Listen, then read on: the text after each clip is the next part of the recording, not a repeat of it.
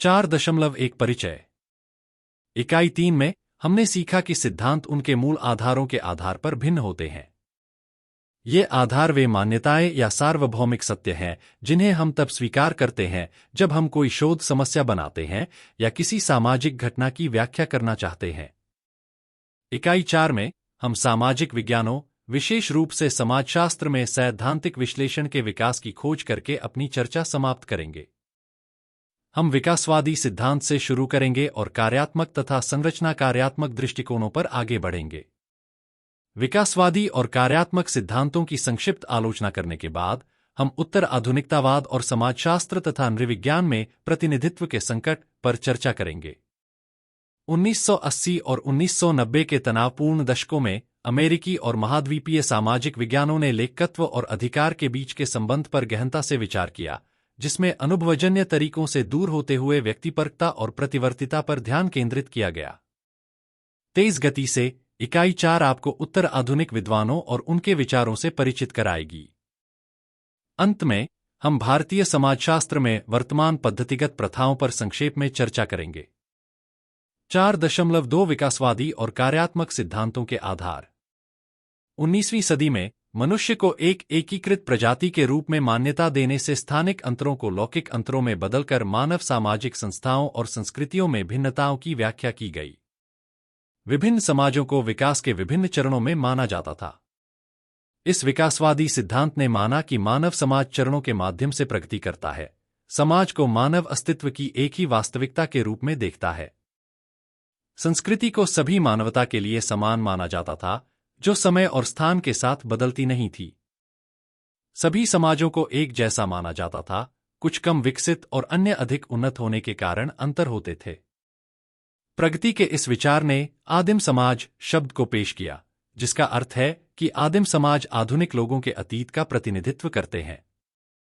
अन्य संस्कृतियों का अध्ययन करना अपने अतीत का अध्ययन करने के रूप में देखा जाता था। विकासवादी सिद्धांत इस आधार पर आधारित था कि हम मानव समाजों के अतीत का हवाला देकर सामाजिक घटनाओं की व्याख्या कर सकते हैं।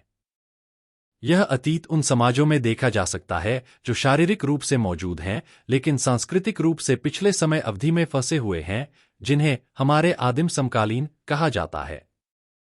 इसके बाद कार्यात्मक सिद्धांत आया, जो 18वीं सदी के प्रत्यक्षवाद और जैविक सादृश्य से निकला था। कार्यात्मक सिद्धांत के आधार मानव समाज और संस्कृति के एकीकृत रूप में परिवर्तन और समझ के बारे में नहीं थे, बल्कि सापेक्षवाद और अन्योन्याश्रितता में निहित थे। इसने माना कि संस्कृतियां अनेक हैं और प्रत्येक अद्वितीय है। ध्यान पूरे समाज और संस्कृति के कामकाज में प्रत्येक विशेषता के योगदान और कार्य पर था, जिसका अध्ययन केवल अतीत या भविष्य के संदर्भ के बिना वर्तमान में किया जाता है। कार्यात्मक सिद्धांत एक स्थिर व्याख्या प्रदान करता है, एक सामाजिक चर को केवल उसी समय अवधि के अन्य चर के संदर्भ में समझता है। यह सिद्धांत यह नहीं मानता है कि घटना अनैतिहासिक है, लेकिन मानता है कि स्थितिजन्य डेटा से पर्याप्त समझ प्राप्त की जा सकती है। कार्यात्मक सिद्धांत विकासवादी सिद्धांत से अलग प्रश्न पूछता है, एक विशेष संस्कृति में एक विशेष समय पर एक विशेष विशेषता द्वारा किए जाने वाले कार्य पर ध्यान केंद्रित करता है, न कि चरण ए से चरण बी तक मानव समाज की प्रगति पर। डर्कहेम से लेकर टैलकॉट पार्सन्स तक कॉम्टे जैसे शुरुआती फ्रांसीसी दार्शनिकों में निहित कार्यात्मकता का समाजशास्त्रीय सिद्धांत पर महत्वपूर्ण प्रभाव था। यह अपने समय की आवश्यकताओं को पूरा करता था और सामाजिक दार्शनिकों, समाजशास्त्रियों और मानव विज्ञानियों द्वारा समाज और संस्कृति का वर्णन करने के लिए अक्सर इस्तेमाल किए जाने वाले जैविक सादृश्य के अनुकूल था। 4.3 विकासवादी और कार्यात्मक सिद्धांतों की आलोचना। अक्सर किसी क्षेत्र के मूल विचारों को चुनौती दी जाती है और समय के नए दर्शन के साथ बदल दिया जाता है। उदाहरण के लिए, आदिम के विचार को सांस्कृतिक सापेक्षवाद द्वारा प्रतिस्थापित किया गया था। जबकि सांस्कृतिक सापेक्षवाद सभी संस्कृतियों को सम्मान और दर्जा देने में अच्छा था, कुछ विद्वानों ने इसकी आलोचना की। उन्होंने कहा कि यह सुझाव देता है कि सभी संस्कृतियों को समान रहना चाहिए, जो असमानताओं और शक्ति के अंतर को बनाए रख सकता है। हर समूह को अपने रहने की स्थिति में सुधार करने और बेहतर जीवन के लिए प्रयास करने का अधिकार है, खासकर उन लोगों को जो पारंपरिक असमानताओं और हाशिए पर हैं। उदाहरण के लिए, क्या अस्पृश्यता की प्रथा को केवल इसलिए संरक्षित किया जाना चाहिए क्योंकि यह एक स्थिर प्रणाली बनाती है? कार्यक्षमता और सद्भाव के विचारों पर सवाल उठाए गए क्योंकि वे मौजूदा स्थितियों को सही ठहराते थे और क्योंकि वे सामाजिक अन्याय को नजरअंदाज करते थे। गुलामी जैसी व्यवस्था अच्छी तरह से काम कर सकती थी और उत्पादक हो सकती थी, लेकिन इसे न्यायपूर्ण कहना गलत होगा। Box 4.1 teleology. टेलियोलॉजी किसी चीज के अस्तित्व को उसके कार्य के आधार पर उचित ठहराना है। इसका मतलब है किसी घटना को उसके प्रभावों से समझाना। सामाजिक घटनाओं की व्याख्या करने के लिए कार्यात्मकवादियों ने यही किया। यह स्पष्ट हो गया कि समाज को अपरिवर्तित रूप में देखना, जैसा कि कार्यात्मक सिद्धांतकारों ने किया, सामाजिक नीतियों पर बड़ा प्रभाव डालता है। इस बात पर बहस हुई कि सरकार को हाशिए पर पड़े लोगों के साथ कैसा व्यवहार करना चाहिए। कुछ लोगों ने इन संस्कृतियों को संरक्षित करने का विरोध किया, जबकि अन्य ने उन्हें आत्मसात करने का विरोध किया। यह भी सवाल था कि क्या सांस्कृतिक सापेक्षवाद केवल एक वर्णनात्मक परिकल्पना है या मूल्य सिद्धांत। एक परिकल्पना के रूप में यह कहता है कि विशिष्ट संस्कृतियों के बाहर कोई भी मूल्य निर्णय वस्तुनिष्ठ रूप से उचित नहीं है, लेकिन यह सभी संस्कृतियों के लिए कुछ मूल्यों के समान होने से इनकार नहीं करता है। यह सामाजिक वैज्ञानिकों को संस्कृतियों के बारे में मूल्य निर्णय लेने के बजाय तथ्यों की रिपोर्ट करने के लिए प्रेरित करता है। अधिकांश समाजशास्त्री और मानवविज्ञानी डेटा को क्या है के संदर्भ में बताते हैं, न कि क्या होना चाहिए के संदर्भ में।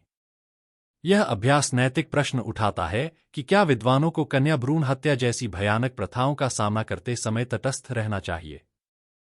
कुछ लोग वैज्ञानिक और कार्यकर्ता के रूप में अपनी भूमिकाओं को अलग करने में विश्वास करते हैं, जबकि अन्य दोनों को मिलाते हैं। ये प्रश्न अक्सर क्षेत्र के विद्वानों को परेशान करते हैं। जब मनुष्य मानव समाजों का अध्ययन करते हैं, तो सिद्धांत और व्यवहार के बीच का अंतर अक्सर तनाव का कारण बनता है। 20वीं सदी के उत्तरार्ध में आलोचनात्मक सिद्धांत ने मूल्यतस्थ सिद्धांतों की जगह ले ली क्योंकि ज्यादातर विद्वान मानवाधिकारों और सामाजिक न्याय पर ध्यान केंद्रित करने लगे। हालांकि मार्क्स जैसे पहले के विचारकों के लिए सामाजिक न्याय भी एक चिंता का विषय था, जिसकी चर्चा इकाई 6 में की गई है। सामाजिक विज्ञान के सिद्धांतों ने हमेशा बदलती सामाजिक स्थितियों को प्रतिबिंबित किया है। 20वीं सदी की शुरुआत में परिवर्तन एक प्रमुख सैद्धांतिक और नैतिक मुद्दा बन गया, क्योंकि लोगों को एहसास हुआ कि जीवन के लिए परिवर्तन आवश्यक है। 2 विश्व युद्ध, उपनिवेशों की स्वतंत्रता, तेज औद्योगिकीकरण और पूंजीवादी विस्तार जैसी घटनाओं ने समाजशास्त्रीय सिद्धांत को बहुत प्रभावित किया। संघर्ष, साथ ही परिवर्तन, केंद्रीय अवधारणाएं बन गए और इस बात पर बहस हुई कि मनुष्यों के लिए सामंजस्य या संघर्ष अधिक स्वाभाविक है। डेविड लॉकवुड 1992 जैसे आलोचकों ने तर्क दिया कि सिद्धांत कभी-कभी दुनिया का एक काल्पनिक दृष्टिकोण प्रस्तुत करते हैं। एक और आलोचना विज्ञान और वास्तविकता की प्रकृति के बारे में थी। इसने तर्क दिया कि वैज्ञानिक निष्पक्षता के दावे स्वयं निर्मित होते हैं और कुछ समूहों के सत्ता हितों की सेवा करते हैं। फौकॉल्ट और ग्राम्स्की जैसे विचारक यहां प्रभावशाली थे। उन्होंने पता लगाया कि कैसे लोगों पर अधिक शक्तिशाली समूहों का प्रभुत्व होता है। 4.4 कार्यात्मकता से दूर जाना। कार्ल मार्क्स के विचारों ने कार्यात्मक सिद्धांत से प्रारंभिक बदलाव को जन्म दिया।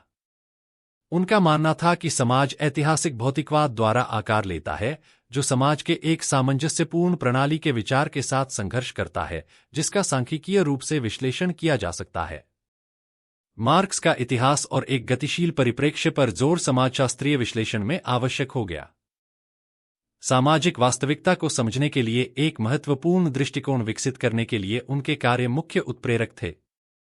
20वीं सदी के मध्य में सामाजिक विज्ञान सिद्धांत भी जॉर्ज सिमेल और मैक्स वेबर से प्रभावित था। वेबर ने मार्क्सवादी सिद्धांत में प्रत्यक्षवाद के लिए एक प्रतिसंतुलन की पेशकश की, जिसका उद्देश्य इतिहास का वैज्ञानिक अध्ययन होना था। मार्क्स का मुख्य योगदान मानवीय क्रियाओं के यंत्रवत दृष्टिकोण को चुनौती देना था, जिसमें लोगों को अपने स्वयं के इतिहास के संदर्भ में अपने भाग्य को आकार देने में सक्रिय एजेंट के रूप में दिखाया गया था।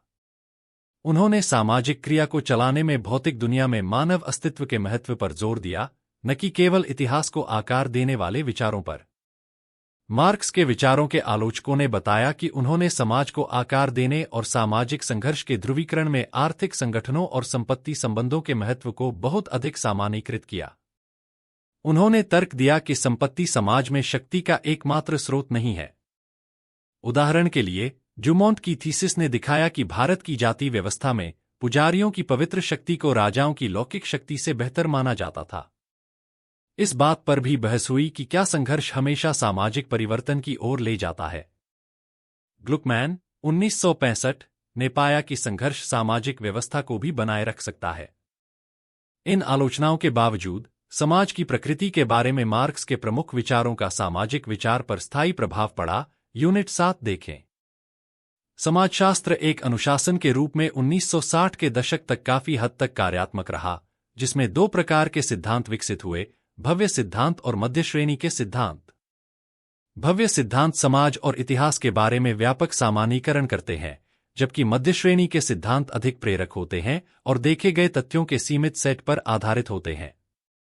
मार्क्स का सिद्धांत एक भव्य सिद्धांत था जो दुनिया की स्थिति के बारे में भविष्यवाणियां करता था। 20वीं सदी के मध्य में समाजशास्त्रीय चिंतन पर हावी होने वाला एक और महान सिद्धांत था टैलकॉट पार्सन्स का कार्यात्मकतावाद। उनका काम the structure of social action 20वीं सदी के सबसे प्रभावशाली सैद्धांतिक कार्यों में से एक है। बॉक्स 4.2 और 4.3 देखें। बॉक्स 4.2 टैलकॉट पार्सन्स का मुख्य तर्क। टैलकॉट पार्सन्स ने तर्क दिया कि समाजशास्त्र सिद्धांत को सामाजिक वास्तविकता को समझने के लिए कुछ प्रमुख अवधारणाओं पर ध्यान केंद्रित करना चाहिए, जो वस्तुनिष्ठ और बाह्य है। ये अवधारणाएं वास्तविक दुनिया के डेटा का विश्लेषण करके बनाई गई हैं।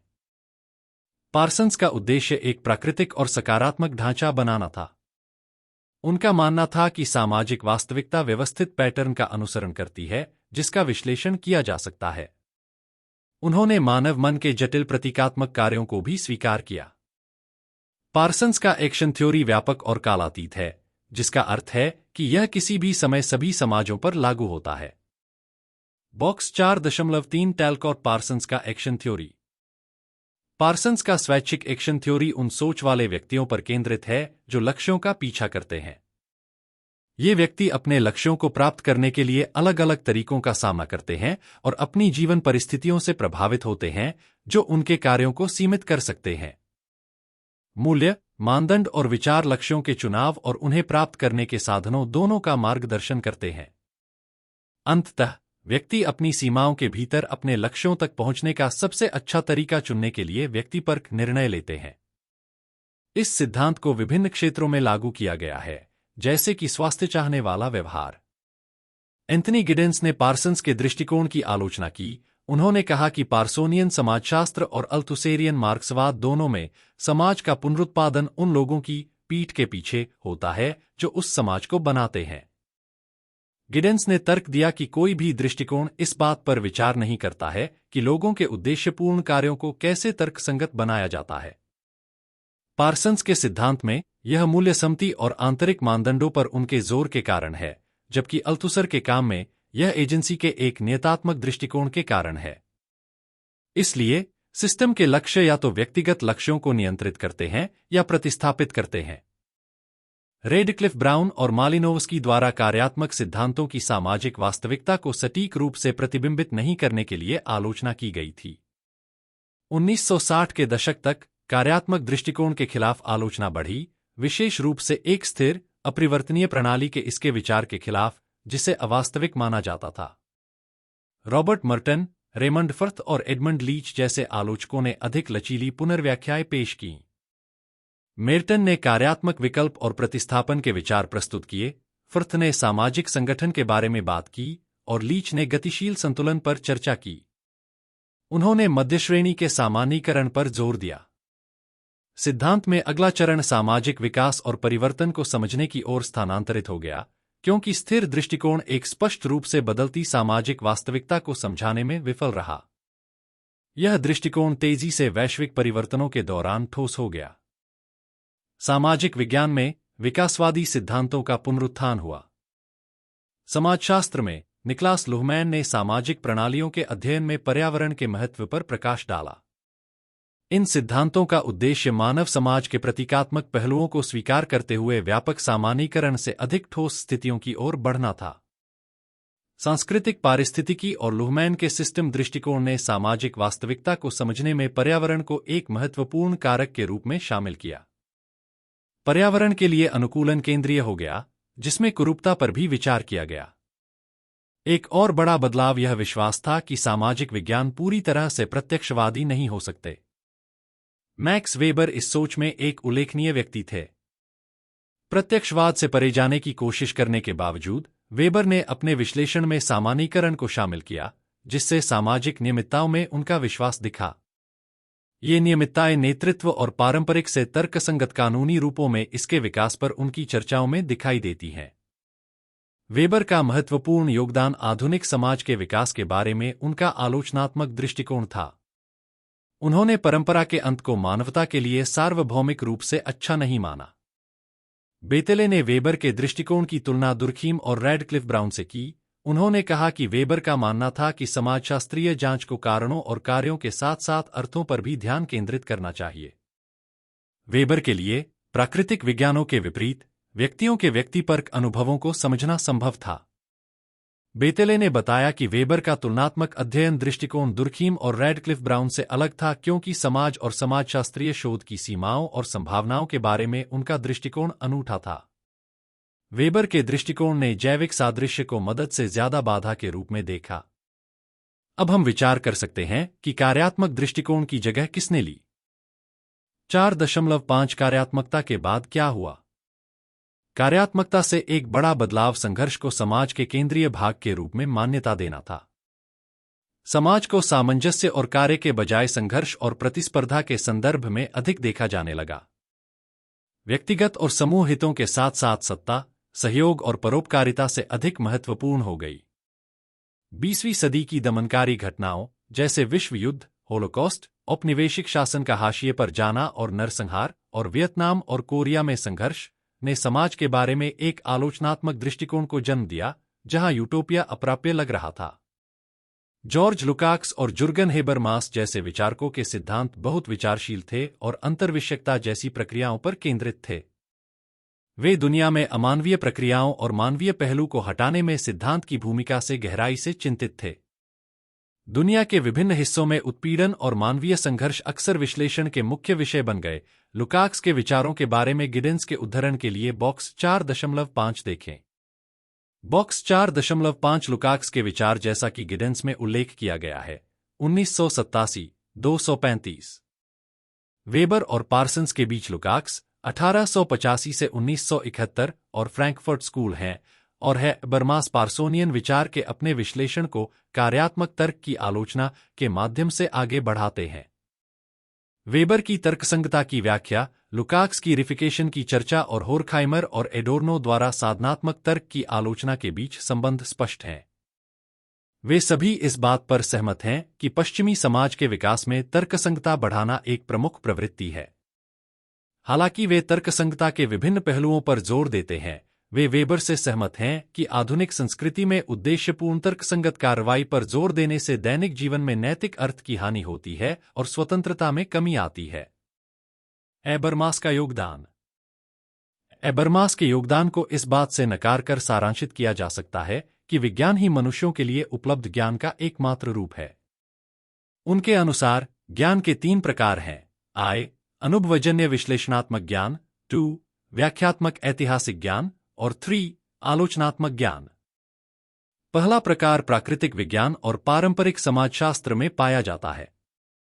दूसरे प्रकार में ऐतिहासिक ग्रंथों के विश्लेषण के माध्यम से अर्थ प्रणालियों की व्याख्या करना शामिल है। तीसरा प्रकार, आलोचनात्मक ज्ञान, उत्पीड़न की स्थितियों को समझने से आता है। प्रत्यक्षवाद, उच्च आधुनिकतावाद के रूप में जाने जाने वाले काल के दौरान प्रभावशाली रहा और यह फ्रांसीसी संरचनावाद में स्पष्ट है। फ्रांसीसी संरचनावादियों में लेवी-स्ट्रॉस का सामाजिक विज्ञानों पर स्थायी प्रभाव था। लेवी-स्ट्रॉस ने संरचनात्मक भाषा विज्ञान से प्रेरणा लेते हुए विचार की संरचनाओं को मानव मस्तिष्क की आंतरिक संरचना से जोड़ा। फ्रांसीसी संरचनात्मक मार्क्सवाद मिलासॉक्स, टेरे और गोडेलियर जैसे विद्वानों के माध्यम से लोकप्रिय हुआ। संरचनावाद सामाजिक सिद्धांत में एक बौद्धिक परंपरा के रूप में उभरा जो कार्यात्मकता की तरह दुर्खीम से प्रेरणा लेता है। जबकि कार्यात्मकता ने जीव विज्ञान के सिद्धांतों को स्वीकार किया, संरचनावाद ने सामाजिक और सांस्कृतिक घटनाओं को समझाने के लिए भाषाई मॉडल का उपयोग किया। लेवी-स्ट्रॉस के लेखन में हम संरचनावाद और कार्यात्मकता का मिश्रण देखते हैं। उन्होंने रिश्तेदारी प्रणालियों, टोटेमिज्म और मिथक पर विस्तार से लिखा। मिथक के तर्क के उनके विश्लेषण ने सामाजिक विज्ञानों को बहुत प्रभावित किया। संरचना, अचेतन और इतिहास के बारे में उनके विचारों ने सामाजिक वास्तविकता को समझने का एक नया तरीका पेश किया। हालांकि लेवी-स्ट्रॉस ने अपने काम को केवल एक प्रारंभिक कथन के रूप में वर्णित किया। अमेरिका में आधुनिकता के उच्च ज्वार को संस्कृति की अवधारणा द्वारा सार्वजनिक रूप से साझा प्रतीकात्मक प्रणाली, सुसंगत और वैध के रूप में चिह्नित किया गया था। गीर्टज की सांस्कृतिक प्रणालियों की अवधारणा ने नृविज्ञान पर हावी रही, जिसे मोटे विवरण की उनकी पद्धति द्वारा समर्थित किया गया। संस्कृति के प्रति उनके व्याख्यात्मक दृष्टिकोण, जिसमें विस्तृत अवलोकन और कथात्मक विवरण शामिल थे, ने नृविज्ञान को अभिनेताओं के अनुभवों को समझने में गहराई से ले गया। गीर्टज ने वस्तुवाद और रिफ्लेक्सिविटी के बीच संतुलन की वकालत की। उनके गहन नृवंश विज्ञान अध्ययनों ने उनके विश्लेषण को समृद्ध किया, जिसका महत्वपूर्ण प्रभाव पड़ा। इन प्रवृत्तियों ने सामाजिक वास्तविकता के सैद्धांतिक विश्लेषणों में और बदलाव किए। उत्तर आधुनिकतावादियों ने सामाजिक दुनिया को समझने के गुणात्मक रूप से अलग तरीके पेश किए। अगले भाग में हम उत्तर आधुनिकतावाद में मुख्य धाराओं पर संक्षेप में नजर डालेंगे। आगे बढ़ने से पहले आइए हम चिंतन और कार्रवाई 4.1 को पूरा करें।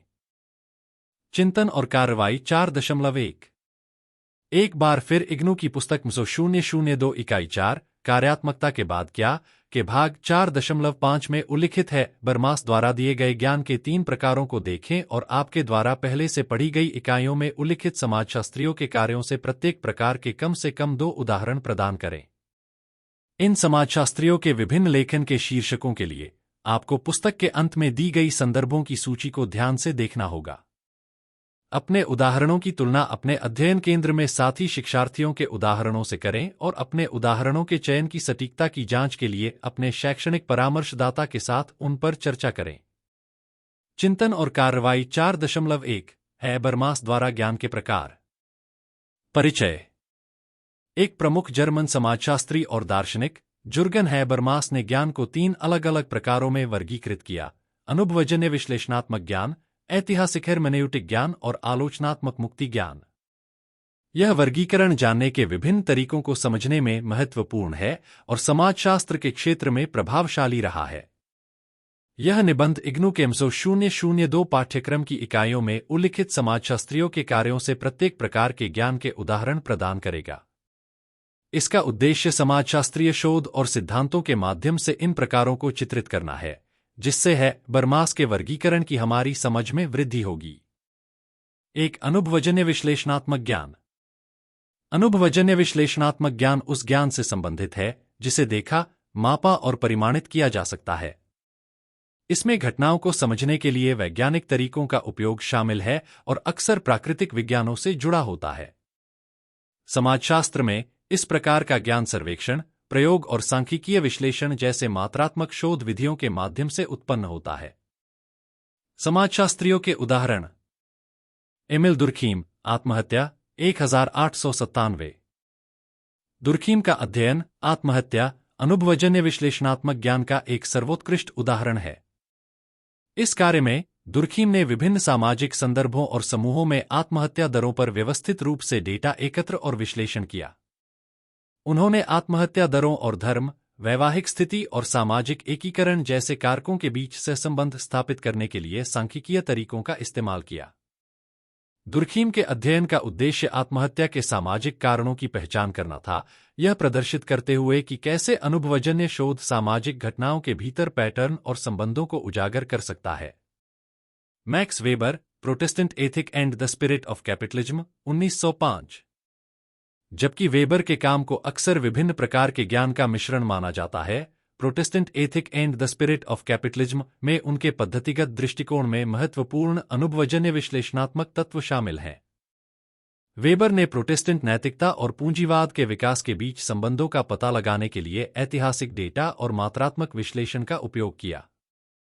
आर्थिक सांख्यिकी और धार्मिक संबद्धताओं की जांच करके वेबर ने प्रदर्शित किया कि कैसे सांस्कृतिक मूल्यों ने आर्थिक व्यवहार को प्रभावित किया। अपने शोध के अनुभवजन्य विश्लेषणात्मक पहलू को उजागर किया। 2. ऐतिहासिक हेरमेन्यूटिक ज्ञान। ऐतिहासिक हेरमेन्यूटिक ज्ञान में मानव व्यवहार और सामाजिक घटनाओं को समझने के लिए ऐतिहासिक और सांस्कृतिक संदर्भों की व्याख्या शामिल है। इस प्रकार का ज्ञान सामाजिक क्रियाओं के पीछे के अर्थों और इरादों को समझने पर जोर देता है और गुणात्मक शोध विधियों से निकटता से जुड़ा हुआ है। समाजशास्त्रियों के उदाहरण। क्लिफोर्ड गीट्स, संस्कृतियों की व्याख्या, 1973। क्लिफोर्ड गीट्स की कृति संस्कृतियों की व्याख्या ऐतिहासिक हेरमेन्यूटिक ज्ञान का उदाहरण है।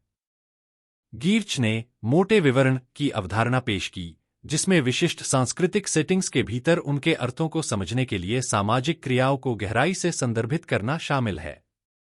बाली के मुर्गों की लड़ाई के उनके नृवंश विज्ञान अध्ययन ने इस सांस्कृतिक अभ्यास की विस्तृत व्याख्या प्रदान की, जिससे इसका प्रतीकात्मक और सामाजिक महत्व सामने आया।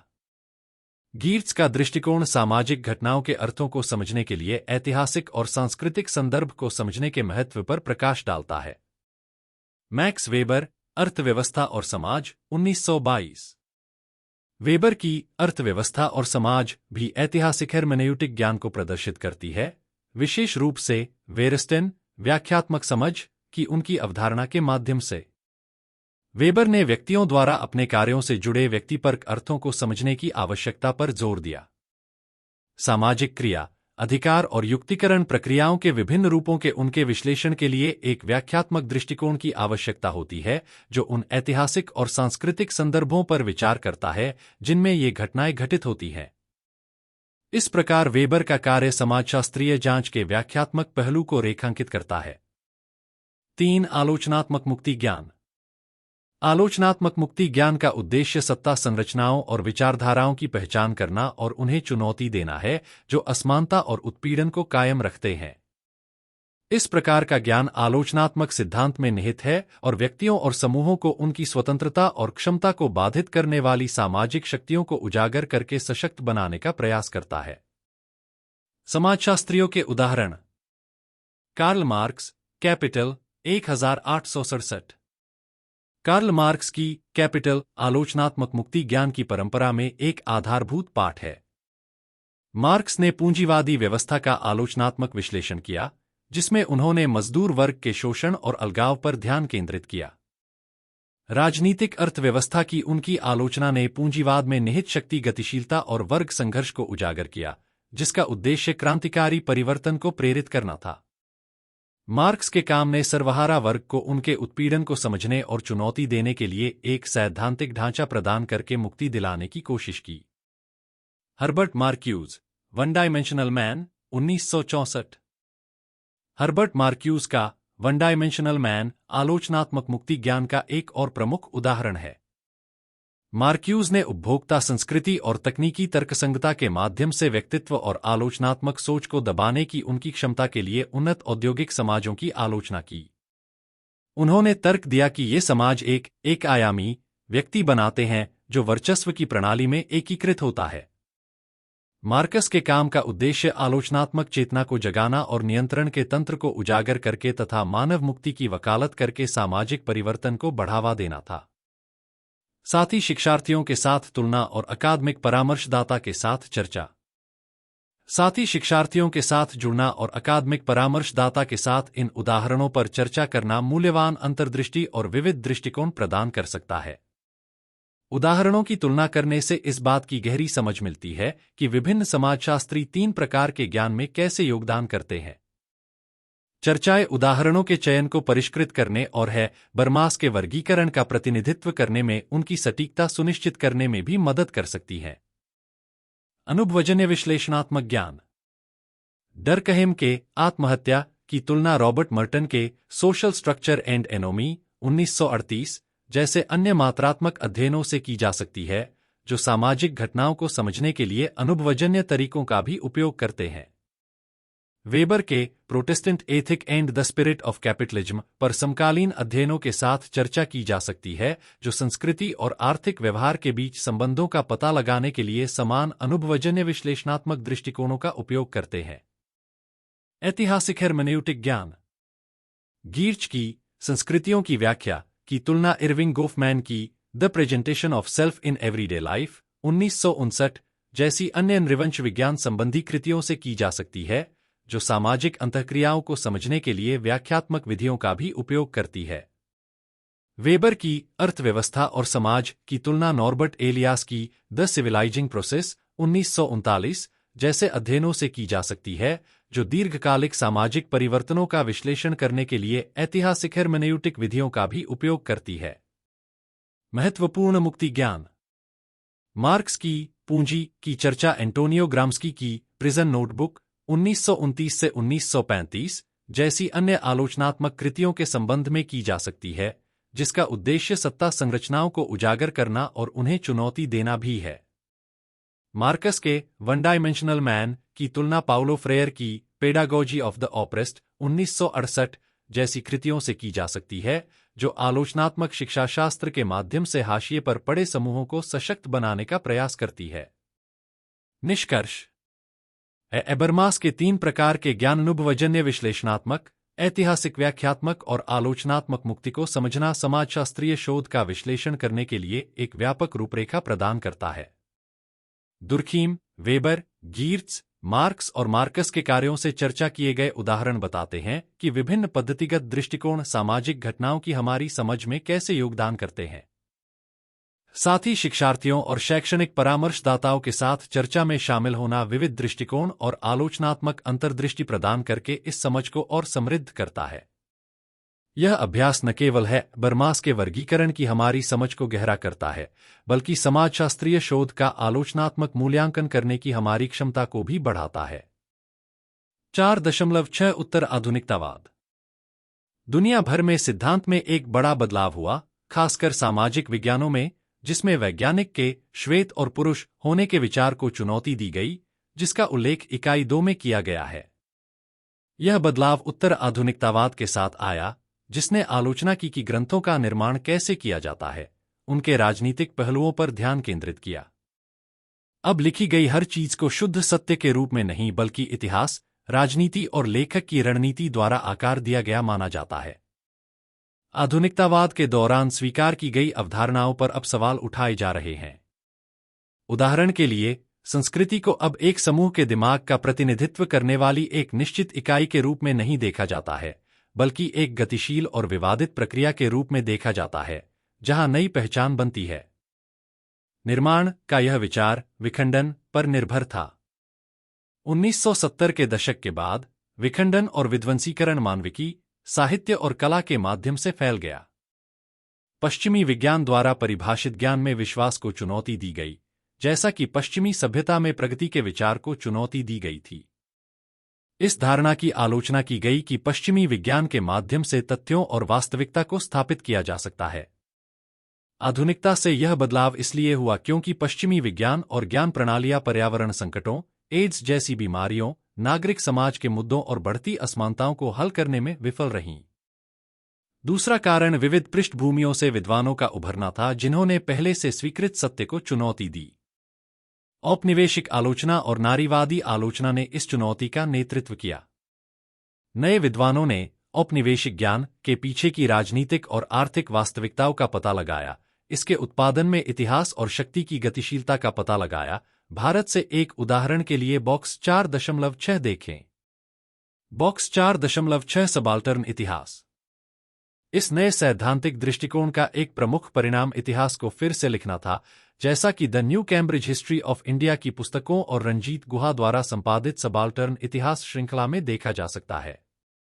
औपनिवेशिक आलोचना और सबाल्टर्न इतिहास के उदाहरण Partha Chatterjee, Bernard Cohn, Nicholas Dirks और अन्य लोगों के कार्यों में पाए जाते हैं।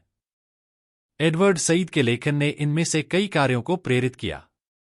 नारीवाद का आलोचनात्मक दृष्टिकोण स्टेनली और वाइस की परिभाषा में स्पष्ट है, जो इस विचार का सामना करता है कि एक व्यक्ति या समूह दूसरों के लिए वास्तविकता को परिभाषित कर सकता है, जो कि स्थितिजन्य वास्तविकता के उत्तर आधुनिक दृष्टिकोण के साथ संरेखित है।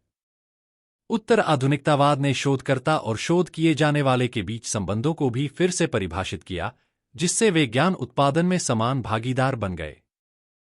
बहनापा और समानता के नारीवादी विचारों ने ऐतिहासिक रूप से खामोश समूहों की आवाजों को शामिल करने के महत्व पर प्रकाश डाला।